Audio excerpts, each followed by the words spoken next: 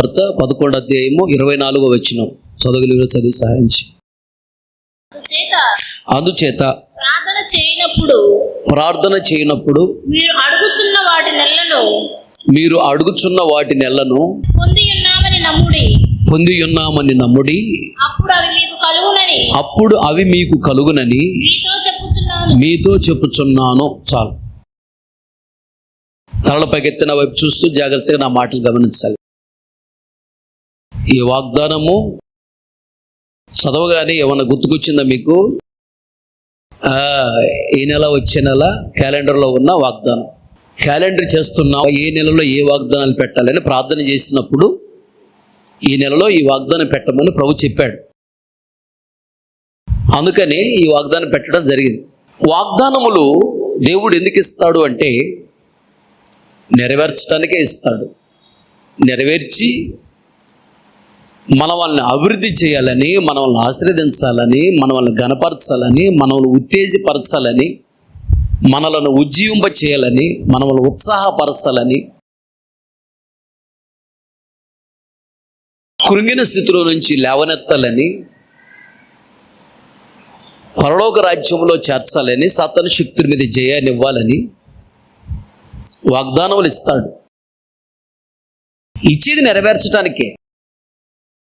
అదేంటి, కొందరి జీవితంలో వాగ్దానములు నెరవేర్చబడుతూ ఉంటాయి, కొందరి జీవితంలో వాగ్దానములు నెరవేర్చబడవు, ఆలస్యం అవుతూ ఉంటాయి. ఎందుకని? దేవుడేమైనా పక్షపాత? మాట్లాడండి. అంటే కొందరి మీద ప్రేమ, కొందరి మీద ద్వేషం ఉంటుందా దేవునికి? ఆయన అందరినీ ప్రేమిస్తాడు, మహాప్రేమ గలవాడు. మరి కొందరి జీవితంలో వాగ్దానములు నెరవేర్చబడుతున్నాయి, కొందరి జీవితం ఎందుకు నెరవేర్చబడట్లేదు? జాగ్రత్తగా విను. ఇచ్చినటువంటి వాగ్దానములు నెరవేర్చబడాలి అంటే ఒకటి, వాక్యాన్ని విని వాక్యానుసారంగా నడవాలి. పాపాన్ని విడిచిపెట్టి పరిశుద్ధంగా నడుస్తూ ఉన్నప్పుడు వాగ్దానం నెరవేర్చబడింది. రెండోది, నీవు స్థిరముగా నిలబడినప్పుడు వాగ్దానం నెరవేర్చబడింది. ఉదాహరణకి ఫ్యాన్ తిరుగుతుంది పైన, ఫ్యాన్ క్రింద నేను నిలబడితేనే ఫ్యాను గాలి నా మీదకి వచ్చింది. ఫ్యాన్ ఇక్కడ తిరుగుతున్నప్పుడు నేను పోయి అక్కడ నిలబడ్డాను అనుకో, ఫ్యాన్ గాలి అక్కడికి వచ్చిద్దా? రాదు. నేను స్థిరముగా ఇక్కడ ఉంటేనే ఫ్యాన్ గాలి నా మీదకి వచ్చింది. జయధ్వని మినిస్ట్రీస్కి ఇచ్చినటువంటి వాగ్దానములు నెరవేర్చబడాలంటే జయధ్వని మినిస్ట్రీలో నువ్వు స్థిరంగా ఉండాలి. మూడోది ఇంకోటి ఏంటంటే, జయధ్వని మినిస్ట్రీకి వాగ్దానాలు ఇస్తున్నాడు. ఈ వాగ్దానాలు నెరవేర్చబడాలంటే నడిపిస్తున్న సేవకుడికి విరోధముగా మాట్లాడకూడదు, నడిపిస్తున్న సేవకుడికి విరోధముగా నువ్వు ప్రవర్తించకూడదు. నడిపిస్తున్న సేవకులను నువ్వు ప్రేమించి సపోర్ట్గా ఉన్నప్పుడు, మేలు చేస్తున్నప్పుడు, మినిస్ట్రీ అభివృద్ధి చెందాలని నువ్వు కోరుకున్నప్పుడు, జయధ్వని మినిస్ట్రీ అభివృద్ధి కొరకు నువ్వు కష్టపడుతూ ఉన్నప్పుడు, జయధ్వని మినిస్ట్రీ కొరకు నువ్వు ప్రార్థన చేస్తూ ఉన్నప్పుడు, ఈ జయధ్వని మినిస్ట్రీ నడిపిస్తున్న సేవకులకు నువ్వు సపోర్టుగా ఉన్నప్పుడు, రిపోర్టర్గా కాదు. రిపోర్టర్ అంటే నడిపిస్తున్న సేవకుల మీద చెడ్డగా సాడీలు అలాంటివి ఉండకూడదు. నడిపిస్తున్న సేవకులకు విరోధంగా మాట్లాడినా, ప్రవర్తించిన, పరిచర్యకి విరోధంగా మాట్లాడినా, ప్రవర్తించిన, మందిరానికి విరోధంగా మాట్లాడినా, ప్రవర్తించిన, ఈ మినిస్ట్రీ మీదకి వచ్చినటువంటి వాగ్దానములు నెరవేర్చబడవు. ఇదే కాదు, బైబిల్లో ఉన్న ఏ వాగ్దానం నెరవేర్చబడదు. దేవుడు ఏర్పాటు చేసుకున్నటువంటి పరిచర్యకు విరోధముగా మాట్లాడినా, ప్రవర్తించినా, ప్రపంచంలో ఎక్కడ ఉన్నా బైబిల్లో ఉన్న ఏ వాగ్దానం నెరవేర్చబడదు. ఒకరోజు నేను తెలంగాణలో వాక్యం చెప్పడానికి వెళ్ళా. నాతో పాటు యోహాను వచ్చాడు. యోహాను నేను ఒకే రూమ్లో ఉన్నాం, లాడ్జింగ్లో. ప్రార్థన చేసుకుంటున్నప్పుడు ఒక పెద్ద మినిస్ట్రీ పాస్టర్ నాకు కనపడ్డాడు. అతని క్యారెక్టర్ బాగుండదు, అతనికి మంచి సాక్ష్యం లేదు. అతను నాకు దర్శనంలో దూరంగా కనపడ్డాడు. నన్ను ఆశీర్వదించు ప్రభువా, నన్ను బలంగా వాడుకొని ప్రార్థన చేస్తున్నాను, నా దగ్గరికి భోజనం వస్తుంది అంటే ఆశీర్వాదం వస్తుంది నా దగ్గరికి. ఇటువైపు ఈ వ్యక్తి కనిపిస్తున్నాడు. వెంటనే నేను మనసులో ఆ పాస్టర్ను చూసి ఏమనుకున్నానంటే, వీడా ఏంటి ఈడు చూపిస్తున్నాడు దేవుడు అని మనసులో అనుకున్నాను నేను. అంతే, దట్సాల్. అనుకోగానే నాకు దగ్గరగా వచ్చినటువంటి భోజనము వెనక్కి వెళ్ళిపోయింది. ప్రభు అంటున్నాను. అది ఒక అనుభవం. ప్రభు నన్ను క్షమించను, అతనే తను తప్పు చేస్తే నేను గద్దిస్తా అనే అధికారం నీకు లేదు. నువ్వెవరు అంటానికి? పులిపెట్టి మీద నిలబడి చెప్తున్నా, అబద్ధం చెప్పను, నిజమే చెప్తున్నా. పశ్చాత్తపడ్డాను, ప్రభు నన్ను క్షమించాయని. దానివల్ల నీ దీవెనలు పోగొట్టుకుంటావు జాగ్రత్త అన్నాడు, నీ కృపను పోగొట్టుకుంటావు జాగ్రత్త అన్నాడు దేవుడు. గద్దించాడు నన్ను. భయపడ్డాను. అప్పటికిప్పటికి నేను ఎప్పుడు అతను వేసి అడగ చెప్పను, నాకెందుకు లేరిపోయింది. ఎవడు పరిశుద్ధుని బట్టి వాడు దీవించబడతాడు, ఎవడు పాపాన్ని బట్టి వాడే ఇదైపోతాడు. మనకెందుకు? మన చేతులు మట్టి పూసుకుంటే ఎందుకు? ఎప్పుడన్నా అతను కనిపిస్తే కల్లో కానీ దర్శనంలో కానీ అతను దీవించు ప్రభా, అతనికి పరిశుద్ధమైన జీవితం ప్రభా అని ప్రార్థన చేస్తానే కానీ అతని గురించి నేను మనసులో కూడా చెడ్డగా అనుకోను. చిన్న బలహీనతలు అందరికీ ఉంటాయి. ఎదుటి వ్యక్తిని మనం ద్వేషించినప్పుడు అతను యేసు రక్తం చేత కడగబడిన వాడు, అతనిలో ఏదో మంచి లక్షణాలు ఉన్నాయి, అందుకే దేవుడు అతను వాడుకుంటున్నాడు. మనకెందుకు లేనిపోయింది? మనం ఆ శాపం తీసిపెట్టుకుంటుంది, మన దీవెనలో మన కృప పోగొట్టుకోవటం ఎందుకు? అప్పుడు ఒక అనుభవం వచ్చింది నాకు. అప్పుడు వరకు నాకు తెలియదు. ఒక వ్యక్తి ఆశీర్వాదాన్ని పోగొట్టుకోవడానికి కారణాలు ఇవా అని. దేవుడు దీవించిన వ్యక్తిని మనం దీవిస్తే మనకు దీవెన, దేవుడు దీవించిన వ్యక్తిని మనం శపిస్తే మనకు అది శాపం. వాగ్దానములు నెరవేర్చబడాలంటే ఇలా ప్రవర్తించాలి. దేవుడు దీవించిన పరిచర్యను శపించకూడదు. ఉదాహరణకి ఇశ్రాయేలుని శపించడానికి బిలాము నోరు తెరిచి ఊరుకున్నాడా? ఇతను నోరు తెరిచి శపిస్తూ ఉంటే దానిని దేవుడు ఏం చేశాడు? ఆశీర్వాదకరంగా మార్చాడు. దేవుడు దీవించినటువంటి విశ్వాసిని, దేవుడు దీవించినటువంటి సేవకుడిని శపించిన శాపాలు రావు అతని మీదకి, దీవెనలే వస్తాయి. దేవుడు దీవించినటువంటి విశ్వాసినైనా సేవకుడినైనా మనస్సులో కూడా శపించకూడదు, వాళ్ళు పాడైపోవాలో కోరుకోకూడదు. దానివల్ల మనకు దీవెనలు, కృప, వాగ్దానములు దూరమైపోతాయి. దేవుడు దీవించిన పరిచర్యను, దేవుడు దీవించినటువంటి విశ్వాసులను, సేవకులను మనం దీవించాలి. దీవిస్తే మనకు దీవెన. అబ్రహాం నిన్ను దీవించువారు దీవించబడతారు, నిన్ను దూషించువారు శపించబడతారు అన్నాడు. అబ్రహాం నా సేవకుడు అన్నాడు. వాక్యాన్ని గమనించండి. వాగ్దానములు నెరవేర్చబడాలంటే ఇలా ఉండాలి మనం, అప్పుడే వాగ్దానములు నెరవేర్చబడతాయి. మన మినిస్ట్రీ కంటూ ప్రత్యేక కొన్ని వాగ్దానాలు ఇచ్చాడు, మనకైనా ఇచ్చాడు దేవుడు.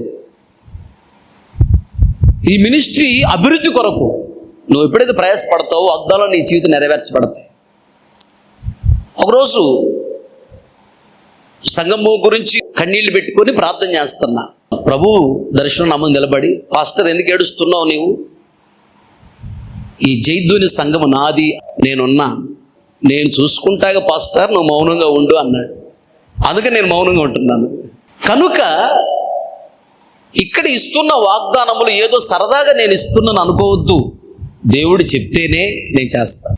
ఎప్పుడు నువ్వు ప్రార్థన చేసినా గుర్తుపెట్టుకో, నేను ఇప్పుడు ప్రార్థన చేస్తున్నాను కదా, నేను దేవుణ్ణి అడుగుతున్నాను కదా, అతి త్వరలో దీనిని నేను అనుభవిస్తాను నమ్ముతూ ప్రార్థన చేయాలి.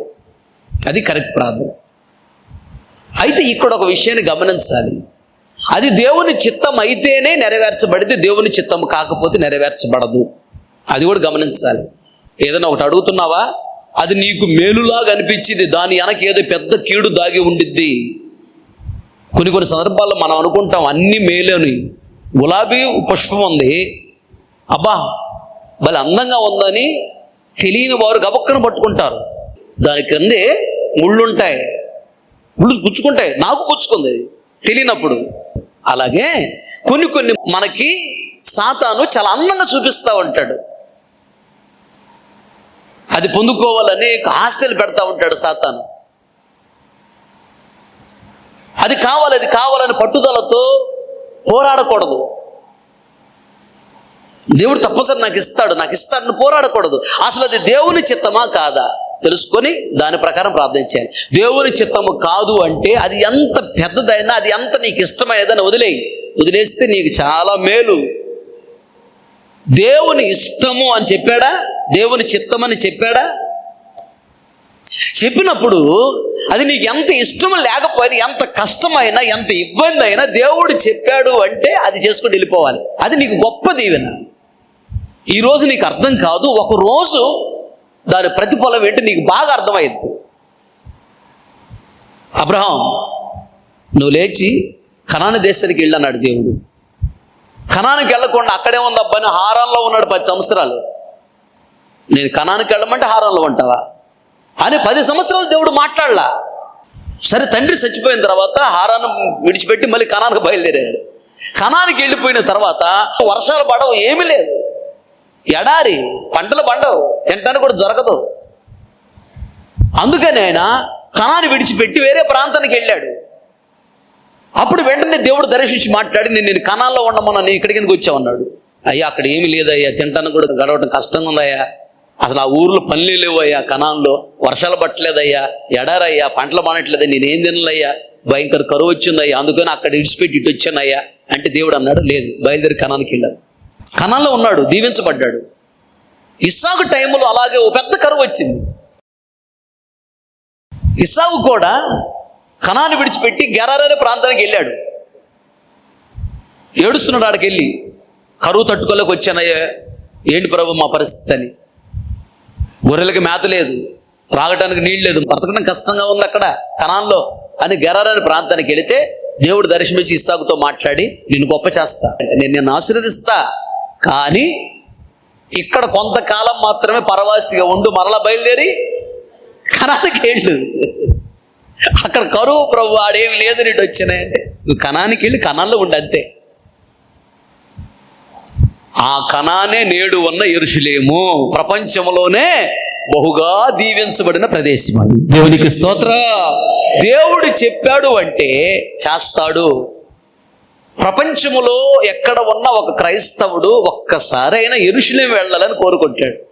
కనుక నమ్ము, ప్రభా నీకు ఇష్టమైతేనే ఇది నాకు ఇవ్వు, నీకు ఇష్టం లేకపోతే నాకు వద్దు అని ప్రార్థన చేసుకోవాలి. ఎందుకంటే మనకు వచ్చిన ప్రతి ఆలోచన అది మంచిది అని అనుకోకూడదు. ఎందుకంటే మనకు ఆలోచన చెప్పేవాడు 2 ఉన్నారు. ఒకటి దేవుడు ఆలోచన చెప్తాడు, లేదా సాతాను ఆలోచన చెప్తాడు. గుర్తుపెట్టుకో, సొంతగా నీకు ఆలోచన వచ్చింది అనుకోగాక. దేవుడు చెప్తాడు ఆలోచన, సాతాను చెప్తాడు. వచ్చిన ప్రతి ఆలోచన మంచిది అని త్వరపడి దాన్ని చేయొద్దు. ఇది దేవుడి చిత్తమా కాదా, దేవుడు చెప్పాడా, సాతాను చెప్పాడా, కొంచెం ఆలోచించుకో. నాశనం చేయడానికి సాతాను గడు చెప్పాడా, బాగు చేయడానికి దేవుడు చెప్పాడా అని కొంచెం ఆలోచించుకొని, ప్రభువా నీ చిత్తం అయితేనే దీన్ని నెరవేర్చు, నీ చిత్తం కాకపోతే ఇది నాకు వద్దు అలా అడగాలి. అప్పుడు దేవుని చిత్తం అయితే దేవుడే ముందుండి నడిపిస్తాడు. దేవుని చిత్తము కాకపోతే దేవుడే దాన్ని దూరం చేస్తాడు. ఎందుకంటే మనకు అది మేలులాగా అనిపించింది, కానీ దాని వెనక ఏదో చాలా కీడు దాగి ఉండిద్ది. సాతాను తీసుకొచ్చేది, దేవుడు మన ముందుకు తీసుకొచ్చేది కీడులాగా అనిపించింది, కానీ తర్వాత అది చాలా గొప్ప మేలు తెచ్చిపెట్టింది మనకి. అదే జరిగింది ఇజ్రాయెల్ దేశంలో. ఆ రోజు అబ్రహాం వాడికి వెళ్ళి, ఏముంది నాయన బ్రతకడానికి చెప్పి వేరే దేశానికి వెళ్ళిపోతే, లేదు కనానికి వెళ్ళు అన్న, నేను దీవిస్తాగా అన్నాడు. ఇస్సాకు గాడు ఆడ బ్రతకలేక గెరారాన్ ప్రాంతానికి వెళితే, లేదు బయలుదేరి కనానికి వెళ్ళు, నేను దీవిస్తాగా. ఈరోజు చూడు ఎలా దీవించాడు యెరూషలేముని. యెరూషలేము వెళితే చాలా బాగుంటుంది. రోడ్డు మీద నువ్వు తేనె పోసి మరలా తీసుకొని తాగొచ్చు, అంత నీట్ అండ్ క్లీన్గా ఉంటాయి రోడ్లు కూడా, చాలా బాగుంటుంది యెరూషలేము. యెరూషలేము దాటి ప్రక్కకు వస్తే లోతు సంతానం ఉన్నారే, అమ్మోనీయులు, మోయాబీలు, ఆ ప్రాంతానికి వస్తే మన వినుకొండ బెటర్ అనిపించింది, అంత దరిద్రంగా ఉండింది. అప్పుడు అనిపించింది తేడా. అబ్రహాము సంతానము చూడు ఎంత దీవెనకరంగా ఉన్నారో, లోతు సంతానం చూడు ఎంత శపించబడ్డారని క్లియర్గా అర్థమైంది. జీవించబడిన సంతానం ఎలా ఉంటారు, శపించబడిన సంతానం ఎలా ఉంటారు. ఈ నెలకు మనకు సొదొమ గొమొర్రా పట్టణం ఎలా ఉందంట, ఏదేను తోటలాగా ఉందంట. బాగుందని చూసి దేవుడు వెళ్ళమన్నాడా లోతుని? వెళ్ళమల్లా, ఈయన కోరుకుని వెళ్ళాడు. తర్వాత ఎంత భయంకర పరిస్థితి ఏర్పడింది మీకు తెలుసు కదా. పిల్లలు వ్యభిచారులు అయిపోయారు, 2 ఆడపిల్లలు. ఆ 2 ఆడపిల్ల ద్వారా వచ్చిన సంతానము శపించబడింది, తరతరాల శాపం వచ్చింది. లోతు దేవుడు వెళ్ళమల్లా, తను కోరుకొని వెళ్ళినందుకు చూడు ఎంత నష్టం వచ్చిందో, తరతరాల శాపం వచ్చింది. కానీ దేవుడు కోరుకున్న చోటకే అబ్రహాం వెళ్ళాడు. తరతరాల ఆశీర్వాదం వచ్చింది. ప్రైజ్ ది లార్డ్, హల్లెలూయా. ఇప్పుడు దేశంలో ఉన్నాయి అక్కడ ఇజ్రాయెల్ చుట్టుపక్కల, ఇజ్రాయెల్ నాశనం చేయాలి, లేకుండా చేయాలని ఎన్ని ప్రయత్నాలు చేసిన వాళ్ళకి చేత కావట్లా. ఇప్పుడు ఇంచుమించు 11 యుద్ధాలు చేశారు ఇజ్రాయెల్. ఏ యుద్ధంలో ఇజ్రాయెల్ ఓడిపోలేదు. దేవునికి స్తోత్రం, హల్లెలూయా, హల్లెలూయా. కారణము దేవుడు వాళ్ళకు తోడై ఉన్నాడు. జస్ట్ మన గుంటూరు జిల్లా అంతుండేది అంతే ఇజ్రాయెల్ దేశం అంతా. వారు టెక్నాలజీ వేరు, వాళ్ళ తెలివితేటలు వేరు, వాళ్ళ జ్ఞానం వేరు. కారణం ఏంటంటే దేవుడు కోరుకున్న స్థానం అది. అబ్రహాముకి దేవుడు కోరుకుని అక్కడికి పంపాడు. అప్పుడు అసలు ఏమి లేదు. ఇప్పుడు చూడు ఎలా ఉందో. ఇజ్రాయెల్ దేశం వెళితే రాబుద్దిగా తెలుసా, అంత బాగుండేది.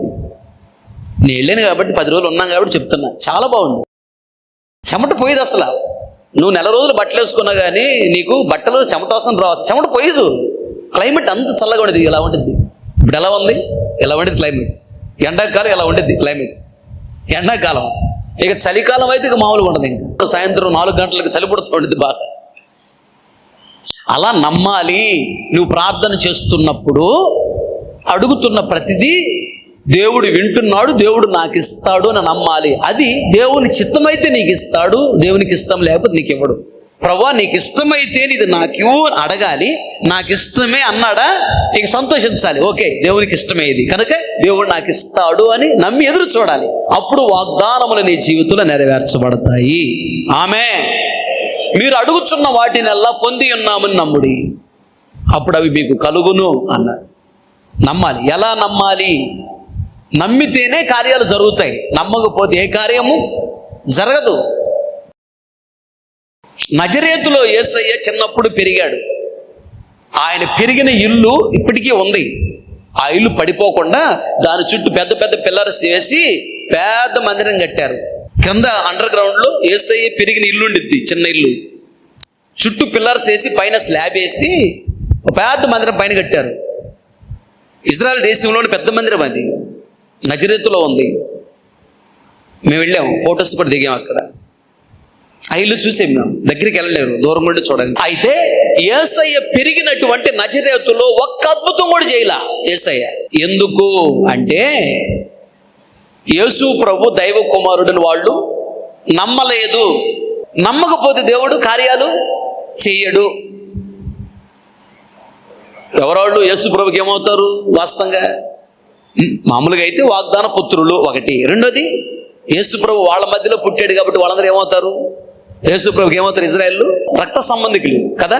రక్త సంబంధికులైన సొంత బాబాయ్ పిల్లలైనా సొంత పెదనాయ పిల్లలైనా దేవుడు కనీసం జ్వరం వచ్చిన కూడా స్వస్థ ఉన్నాడు, స్వస్థపరచలు యేసయ్య. ఎందుకు? వాళ్ళు నమ్మలా. నమ్మితేనే దేవుడు కార్యాలు చేస్తాడు. ఆయన యొద్దకు వచ్చువారు ఆయన ఉన్నాడనియు, ప్రార్థన చేస్తే ప్రతిఫలము దయచేస్తాడనియు నమ్మవలను కదా.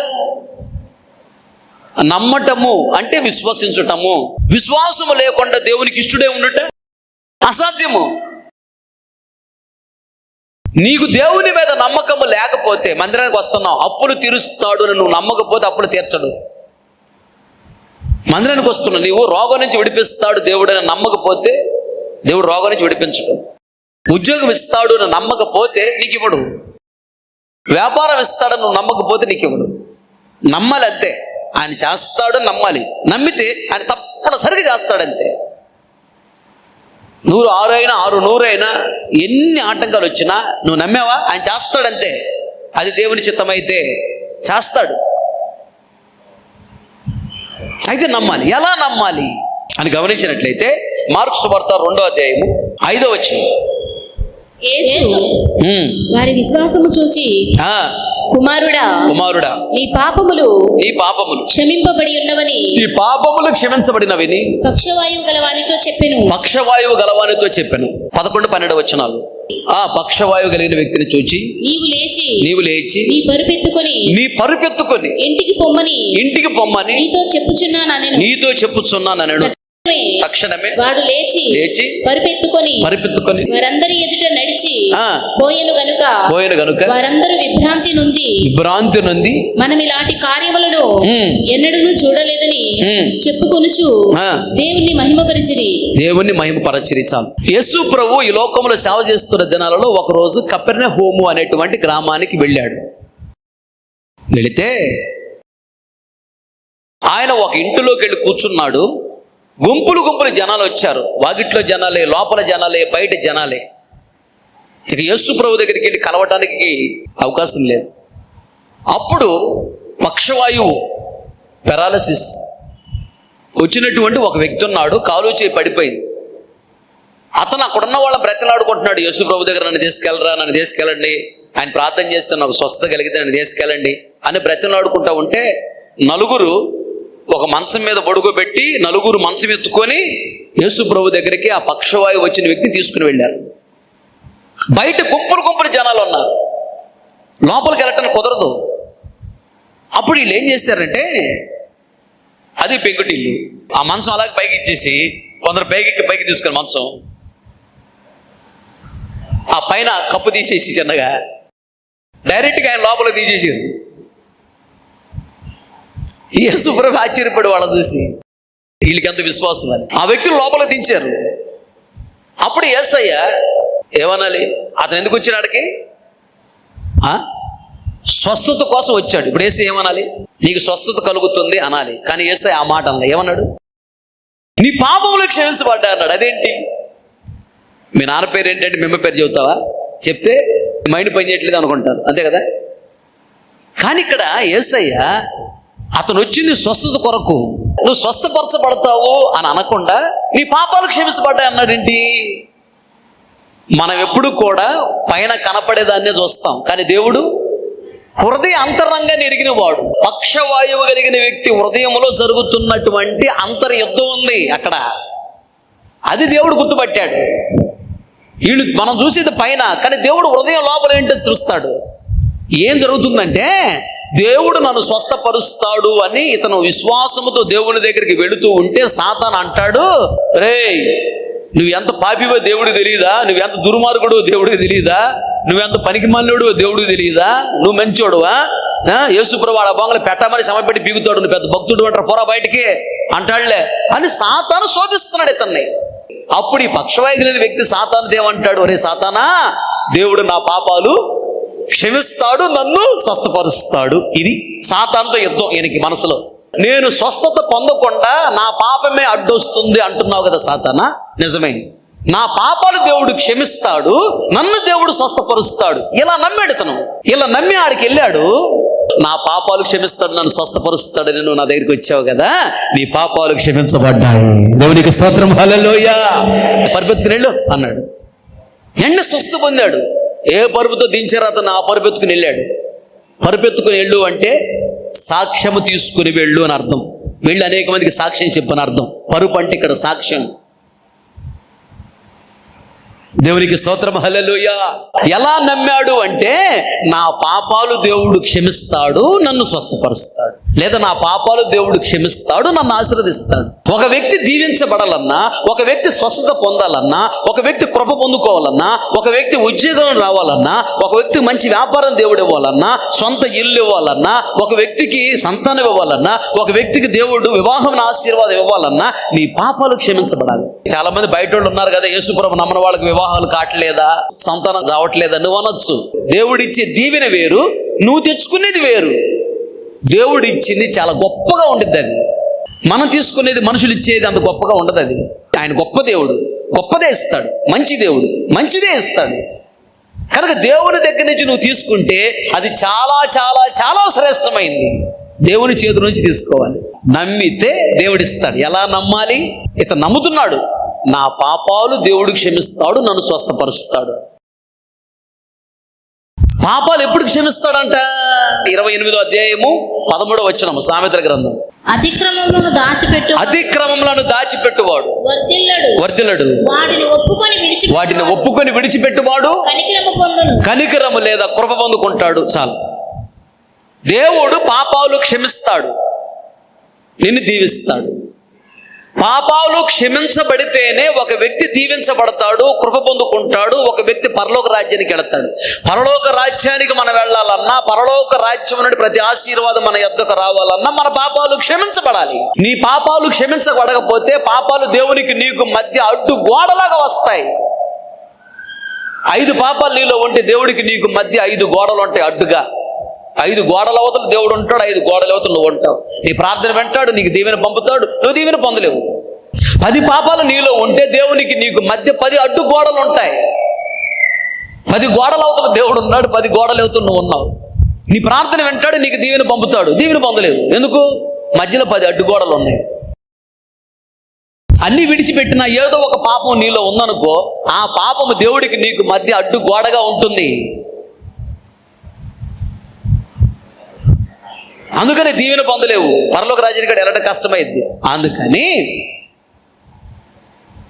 పాపాన్ని ఎప్పుడైతే నువ్వు ఒప్పుకొని విడిచిపెడతావో నీ పాపాలు దేవుడు క్షమిస్తాడు.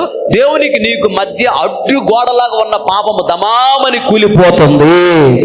ఆమె చెప్పండి. ఆమె దేవునికి నీకు మధ్య అడ్డు గోడ ఉండదు. పాపాన్ని నువ్వు ఒప్పుకొని విడిచిపెడితే దేవునికి నీకు మధ్య అడ్డు గోడలేమి ఉండవు.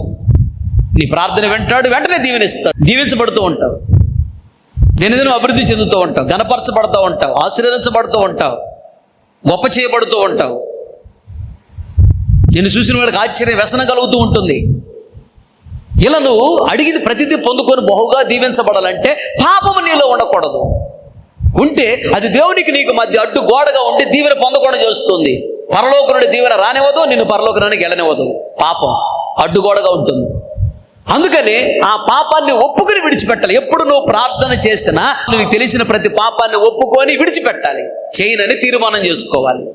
అప్పుడు నమ్మితే నీవు దేవుడు నువ్వు నమ్మినట్లుగానే చేస్తాడు.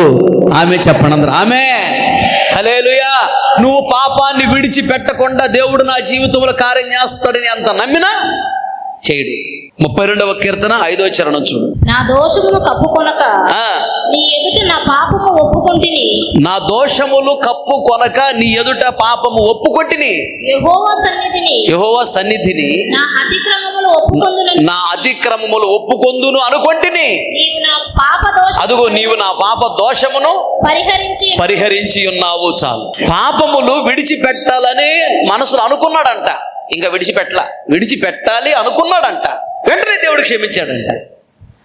ఈ పక్షవాయువు కలిగిన వ్యక్తి కూడా ఇక నుంచి పాపాలు విడిచిపెట్టి పరిశుద్ధంగా బ్రతకాలి అని అనుకున్నాడు.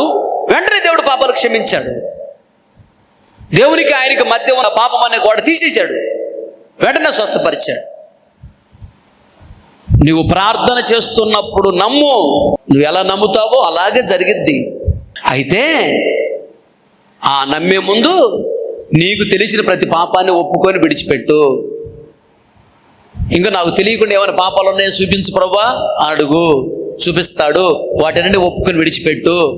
పాపాన్ని ఒప్పుకొని విడిచిపెట్టకపోతే అది అడ్డుగోడగా ఉంటుంది. దేవుడు దీవెనిచ్చినా నువ్వు దీవెని పొందలేవు. పాపాన్ని ఒప్పుకొని విడిచిపెట్టినప్పుడు దేవునికి నీకు మధ్య అడ్డుగా ఉన్న గోడలాగా ఉన్న ఈ పాపము కూలిపోతుంది. అప్పుడు దీవెన పొందుతావు. కనుక నీవు ప్రార్థన చేస్తున్నప్పుడు నేను ప్రార్థన చేస్తున్నాను కదా అని ఇది నాకు దేవుడు తప్పనిసరిగా ఇస్తాడని నమ్ము.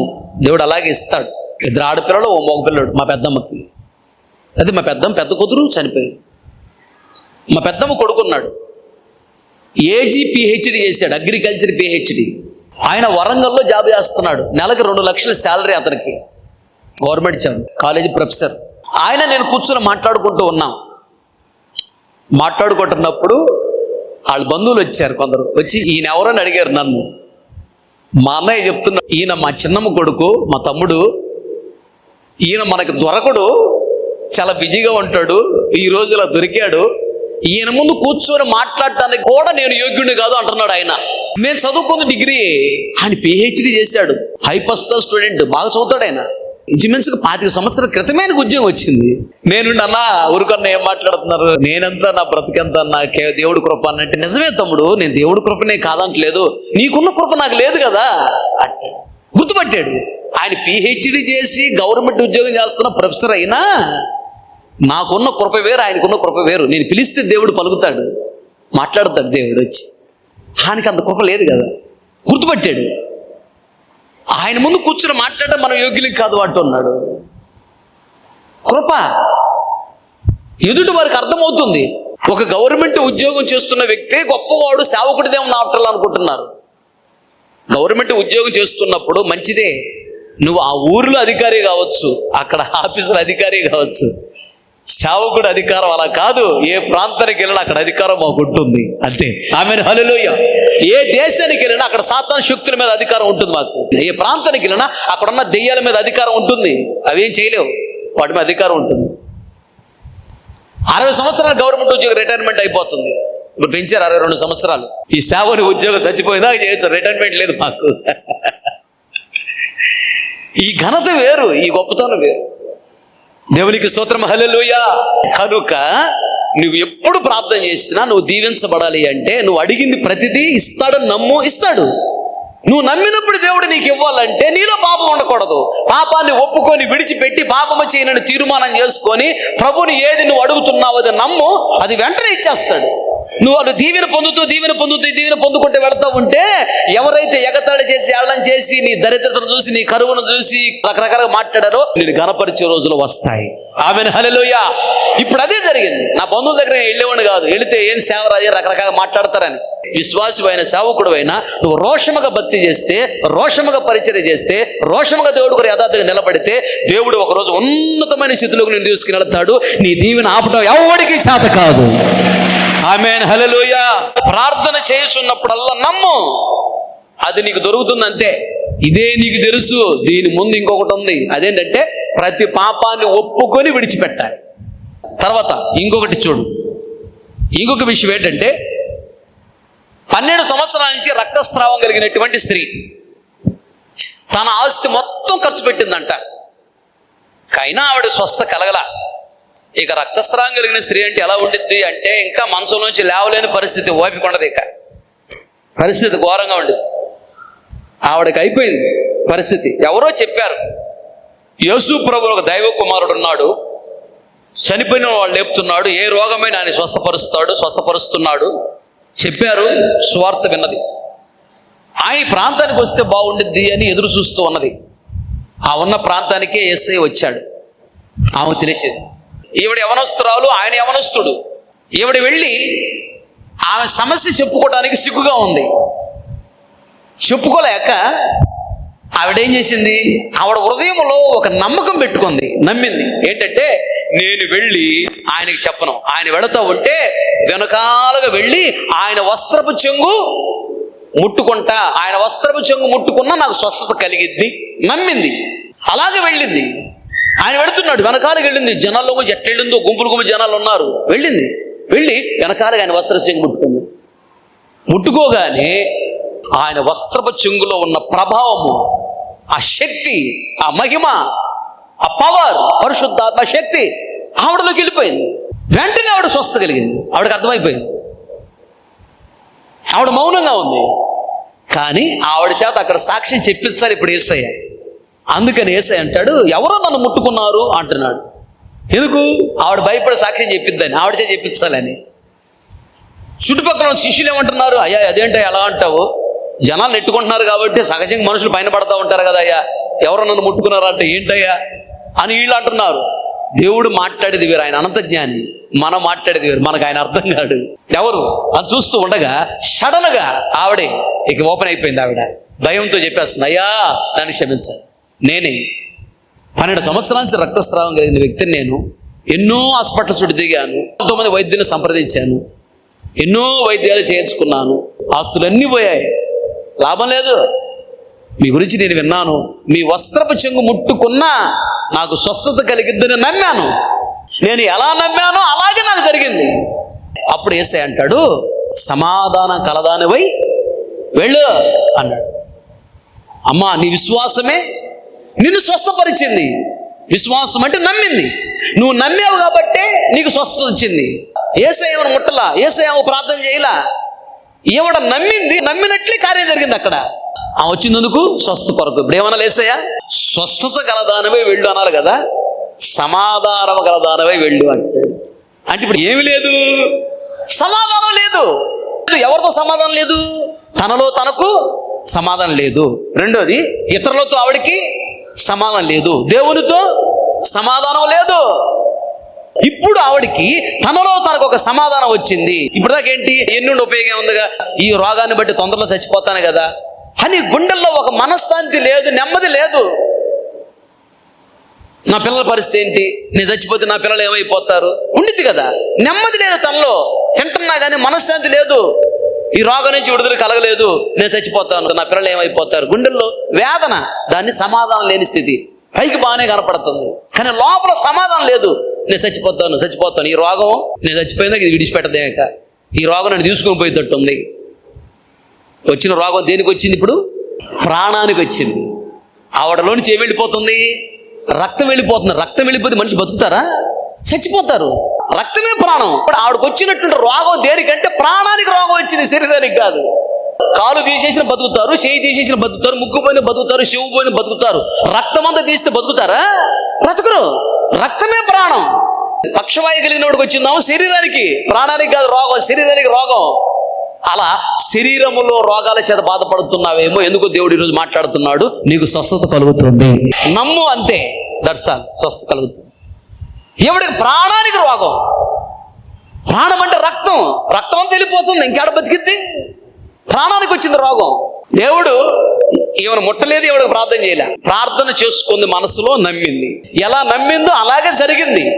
అయితే ఏవడ నమ్మే ముందు ఏమిచ్చాడు దేవుడు అక్కడ అంటే, ఎవడికి లోపల సమాధానం లేదు, ఒకటి ఇరుగు పొరుగు వాళ్ళతో పెద్దగా సమాధానము ఏం లేదు, దేవునితో సమాధానము లేదు.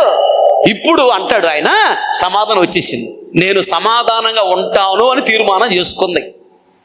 అది జరిగింది అక్కడ. నాలో నాకు నెమ్మది కలిగితే నేను అందరితో సమాధానంగా ఉంటానయ్యా, నీతో సమాధానంగా ఉంటా అంటే నేను నిన్ను విడిచిపెట్టను, తీర్మానం.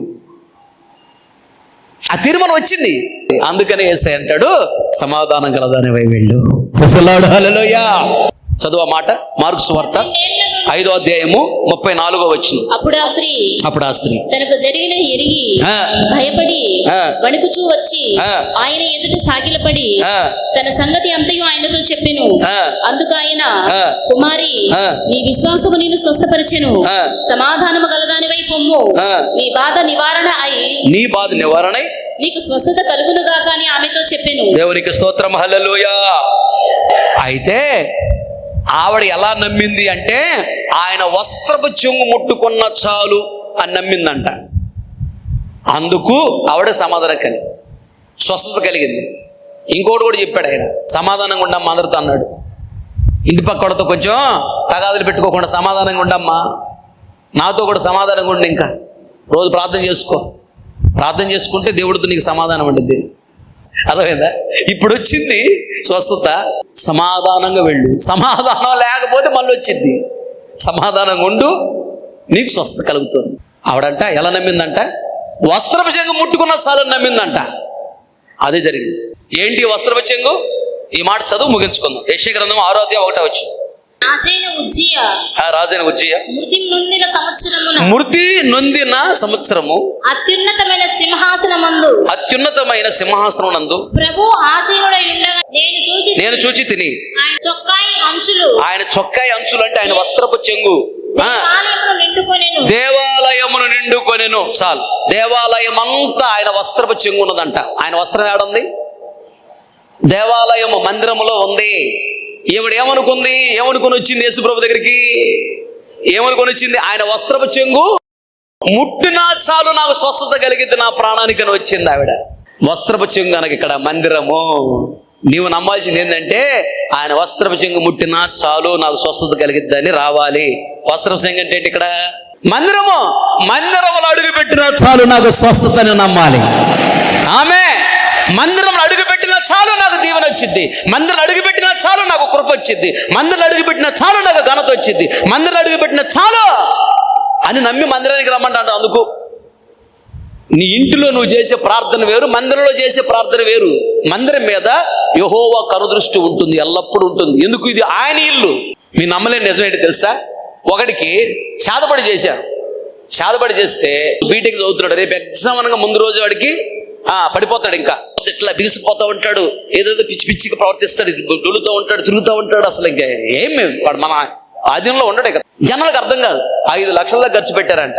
ఎవరో చెప్పారు, ఆ కారం పొట్టు జేదుని చేసి తీసుకెళ్ళి బాబు అని తీసుకొచ్చారు. నాకు ముందు వచ్చి చెప్పారు, తీసుకురపండి అన్నాను. వెళ్ళి ఆటోలో తీసుకొచ్చారు. తీసుకొస్తుంటే 4 ఎత్తుకొని వస్తున్నారు. మందిరం దగ్గర ఆ పోర్టుకో బల్లం చూడు, ఎలీషా నిలబడ్డాడే, ఆ పోర్టుకో బల్ల అవతల దాకా కూడా అతను ఎవరు కలిగాట్లా. పోర్టుకో బల్లలోకి లోపలికి తీసుకురాగానే మామూలు అయిపోయాడు అంత మనిషి. అప్పుడు దాకా అసలు అలివి కావటల్లా, నలుగురు పట్టుకోలేకపోతున్నారు మగవాళ్ళు.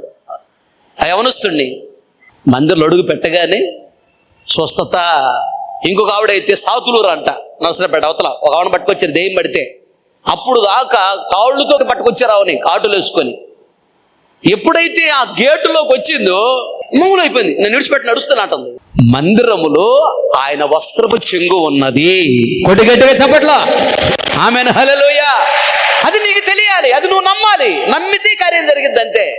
ఆయన వస్త్రపు చెంగు ముట్టిన చాలు నాకు స్వస్థత కలిగిద్దని నమ్మిందంట, అదే జరిగింది. వస్త్రం చెంగు అంటే మందిరంలో, నేను మందిరంలో అడుగు పెట్టిన చాలు.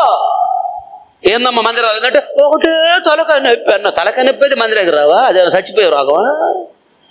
ఈ తలనొప్పి అయితేనే మందిరానికి రావాలి. మందిరంలో అడుగు పెడితే దెబ్బ పోతుంది, తలనొప్పి గెల మొత్తం పోతాయి. మందిరం అడుగు పెట్టి మందిర ఆవరణలో అడుగు పెడితేనే దేవుని మహిమని ఆవరించింది. చాలాసార్లు చూశాను నేను. కరెక్ట్గా తెల్లవారుజామున 3 గంటలకి తండ్రి అయిన దేవుడు వస్తాడు మందిరానికి. కలలో చూశాను, దర్శనంలో చూశాను. పెద్ద ఆయన ముసలాయన, తెల్ల పంచి కట్టుకొని తెల్ల సక్క వేసుకొని కర్ర పోటు వేసుకుంటా సంచి తగిలించుకొని వస్తా ఉంటాడు లోపల మందిరంలోకి. చాలాసార్లు చూశాను. తండ్రి అయిన దేవుడు లేదా యేసన్న గారి రూపంలో వస్తాడు అంటే యేసయ్య. ఒకసారి రాముడు సురేషంలాగా వస్తాడు, ఒకసారి పాలు యాంగిచోగర్లా వస్తాడు దైవజనులాగా మందిరంలోకి. యేసయ్య. దేవునికి స్తోత్రం, హల్లెలూయా. మోకరించండి, ప్రార్థన చేసుకో. ప్రేమగల తండ్రి, జీవముగల యేసయ్య, సర్వశక్తి కనికరం గల దేవా స్తోత్రం. ఎంతైనా నమ్మదగిన దేవుడు. మధ్యాహ్న కాల సమయంలో ఆత్మస్వరూపిగా మా మధ్యకి దిగివచ్చి మీ దాసుడిగా నన్ను మరుగుపరచి సంగముతో తేటగా సూటిగా ఆదరిస్తూ, ఓదారుస్తూ, బలపరుస్తూ, తృప్తిపరుస్తూ, సేద తీరుస్తూ, హెచ్చరిస్తూ మీరు మాట్లాడే ప్రతి మాటను బట్టి స్తోత్రం. మీరు ప్రార్థన చేయుచున్నప్పుడు అడుగుచున్న వాటినెల్లా పొంది ఉన్నామని నమ్మండి, అప్పుడు అవి మీకు కలుగును అని వాగ్దానం చేశారు. దేవా, వాగ్దానం నెరవేర్చబడాలంటే ఎలా ఉండాలి, ఎలా ఉండకూడదు బహుతేటగా మీరు మాట్లాడుతూ వచ్చారు. దేవా, నువ్వు ఏర్పాటు చేసుకున్న సేవకునికి, నువ్వు ఏర్పాటు చేసుకున్న మందిరానికి, నువ్వు ఏర్పాటు చేసుకున్న పరిచర్యకు విరోధంగా మాట్లాడకూడదు, విరోధంగా ప్రవర్తించకూడదు. నడిపిస్తున్న దైవ సేవకుని కన్నీళ్ళు పెట్టించకూడదు, దుఃఖపరచకూడదు. అప్పుడే వాగ్దానములు నెరవేర్చబడతాయని దేవా మీరు మాకు నేర్పించినందుకు స్తోత్రం, స్తోత్రం, స్తోత్రం. అలాగే ప్రభా, పక్షవాయువు కలిగిన వ్యక్తి స్వస్థత కలుగుతుందని నమ్మి వచ్చాడు. పాపాన్ని ఒప్పుకొని విడిచిపెట్టాలనుకున్నాడు. దేవా, అతని పాపాలు మీరు క్షమించారు, అతనికి స్వస్థతను మీరు అనుగ్రహించారు ప్రభు. ఆ విషయాన్ని మా ముందు వచ్చినందుకు నీకు స్తోత్రాలు చెల్లిస్తూ ఉన్నాం. అలాగే ప్రభా, శరీరానికి స్వస్థత కలుగుతుందని నమ్ముతూ ఉన్నప్పుడు, స్వస్థత ఇవ్వని ప్రార్థన చేసినప్పుడు, శరీరానికి స్వస్థత కలగాలి అంటే నమ్మాలని నేను ప్రార్థన చేశాను కాబట్టి దేవుడు నాకు ఇస్తాడు, ఆ ప్రార్థన విన్నాడని నమ్మాలి అంటే ప్రతి పాపాన్ని ఒప్పుకొని విడిచిపెట్టాలని మీరు మాకు తెలియజేశారు. పాపాన్ని విడిచిపెట్టకపోతే దేవా, స్వస్థతని ఆశీర్వాదం లేదా ఏ ఆశీర్వాదం మీరు మాకు ఇచ్చినా మేము అనుభవించాలి అంటే పాపము మాలో ఉండకూడదని, పాపాన్ని ఒప్పుకొని విడిచిపెట్టాలని. పాపాన్ని విడిచిపెట్టకపోతే దేవా, మేము నమ్మినా మీరు ఆశీర్వాదం ఇస్తారు, కానీ మేము అనుభవించలేమని. మేము అనుభవించాలి అంటే పాపము మాలో ఉండకూడదు, పాపాన్ని విడిచిపెట్టాలి. పాపాన్ని విడిచిపెట్టకపోతే పాపము దేవా మీకు మాకు మధ్య అడ్డు గోడగా ఉంటుందని మీరు మాకు తెలియజేసినందుకు స్తోత్రం, స్తోత్రం, స్తోత్రం. పాపాన్ని విడిచిపెట్టి పాపం చేయాలని తీర్మానం చేసుకొని ప్రార్థన చేసినటువంటి వాటిని నేను అడిగాను కాబట్టి దేవుడు నాకు ఇస్తాడని నమ్మాలి. అప్పుడే అవన్నీ మాకు దొరుకుతాయని మీరు మాకు తెలియజేస్తారు. స్తోత్రం. అలాగే ప్రభా, 12 సంవత్సరాల రక్తస్రావం కలిగినటువంటి స్త్రీ, ఆవిడ తనలో తనకు నెమ్మది లేదు, ప్రశాంతత లేదు, సమాధానం లేదు, వేదనతో దుఃఖంతో వచ్చింది. వస్త్రపు చెంగు ముట్టుకున్నా నేను స్వస్థత పొందుతాను నమ్ముతూ వచ్చింది. తన విశ్వాసమే తన స్వస్థపరిచితని మీరు మాకు తెలియజేస్తూ వచ్చారు. ఇక్కడ వస్త్రపు చెంగు అనగా మందిరములు అడుగు పెట్టినా చాలు స్వస్థత కలుగుతుంది. మందిరంలో అడుగు పెట్టినా చాలు ప్రాణమునికి నెమ్మది కలుగుతుంది, ప్రాణానికి సుఖము కలుగుతుంది, ప్రాణంలో ఉన్న వేదన తొలగిపోతుంది, దుఃఖము తొలగిపోతుంది, ప్రాణంలో ఉన్న కృంగినటువంటి స్థితి తొలగిపోతుంది, భయం ఆందోళన తొలగిపోతుంది, పిరిగితనము తొలగిపోతుంది. ఇలా ప్రాణానికి స్వస్థత కలుగుతానని మీరు మాకు తెలియజేస్తూ వచ్చారయ్యా. అలా నమ్మాలని వస్త్రం చెంగు పుట్టినా చాలు ఆవిడ నమ్మింది. వస్త్రం చెంగనగా మందిరం అని, మందిరంలో అడుగు పెట్టినా చాలు నా ప్రాణానికి నెమ్మది కలుగుతుంది, ప్రాణానికి స్వస్థత కలుగుతుందని నమ్ముతూ మందిరానికి రావాలని, అలాగే మందిరంలో ప్రాణానికి స్వస్థత కలుగుతుందని మీరు మాకు తెలియజేస్తూ వచ్చారయ్యా. స్తోత్రం స్తోత్రం స్తోత్రం. ఎటువంటి వాక్యం వృధా కాకూడదు. విన్న ప్రతి గుండెల వాక్యాన్ని స్థిరపరచండి, వాక్యానుసారం జీవితం అనుగ్రహించి పశ్చాత్తాప కనిటాత్మను కుమ్మరించండి, మనోడత్తులు వెలిగించండి, భయం భక్తి చేత నింపండి, కృతజ్ఞత చేత నింపండి. బయలుదేరి వెళుతున్నారు మీ బిడ్డలు, మీ సన్నిధి సముఖాన్ని తోడుగా ఉంచండి. సకాలంలో క్షేమంగా గమ్యం చేరడానికి కృప చూపించండి. బిడ్డలను బహుగా దీవించండి. మీరు వచ్చినప్పుడు ధైర్యం నిలబడి మీ రాజ్యంలో ప్రవేశిస్తున్న తగిన కృప చేత నింపండి. మీ చిత్తానుసారంగా వేటిని మీ బిడ్డలు అడుగుతున్నారో అవన్నీ బిడ్డలకు అనుగ్రహించి బహుగా దీవించి నీ నామానికి మాత్రం మహిమ తెచ్చుకోమని యేసు నామములో అడిగి పొంది ఉన్నాము తండ్రి, ఆమేన్. మన తండ్రి అయిన దేవుని ప్రేమ, కుమారుడు యేసుక్రీస్తు వారి కృప, పరిశుద్ధాత్మని అన్యోన్య సహవాసము, సన్నిధి సముఖం చేరిన మనకు ప్రపంచంలో సకల కోటి పరిశుద్ధులందరికీ మరి ముఖ్యంగా వాక్యం మీరు తీర్మానం చేసుకున్న ప్రతి ఒక్కరిని దృష్టి ఉంచి ఆశీర్వదించి అంతవరకు దేవుడు నడిపించును గాక. ఆమేన్. హల్లెలూయా, హల్లెలూయా,